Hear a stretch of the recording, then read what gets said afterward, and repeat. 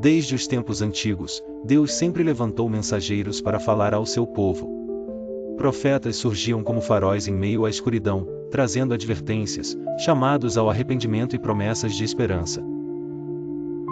No entanto, a história do segundo livro das Crônicas revela um padrão alarmante, e geração após geração, esses profetas eram ignorados, perseguidos e até mortos. A rejeição dos profetas era uma marca constante da história de Israel e Judá. Mesmo diante de sinais evidentes, reis endureciam seus corações, e o povo seguia caminhos de idolatria e corrupção. Isso nos leva a uma questão essencial: por que os homens rejeitam a voz de Deus, mesmo quando ela é clara e poderosa? No segundo livro das Crônicas, vemos a ascensão e queda de diversos reis. Alguns buscaram a Deus, outros o ignoraram completamente.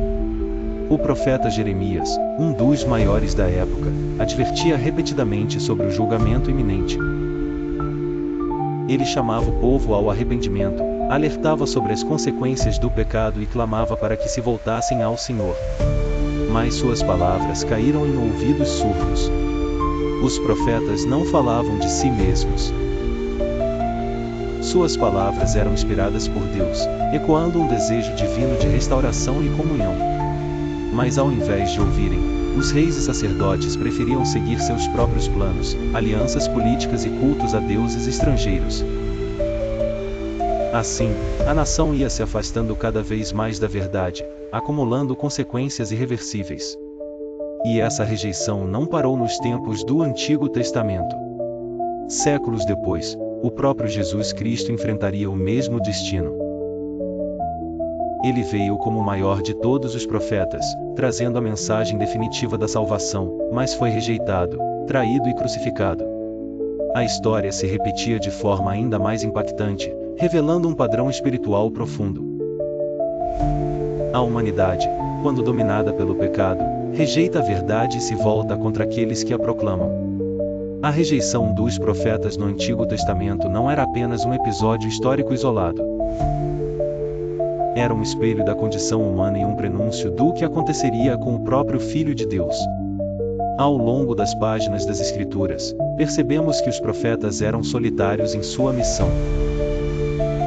Jeremias foi ridicularizado, aprisionado e lançado em uma cisterna para morrer.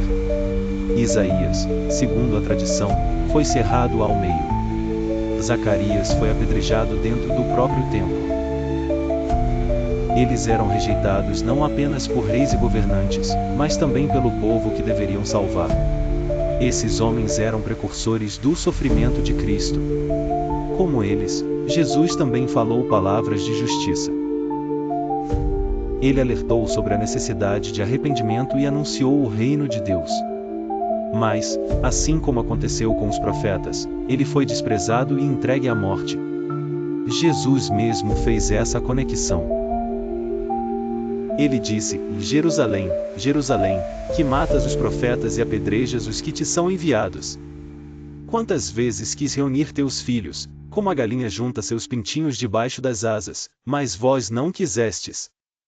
Mateus 23h37.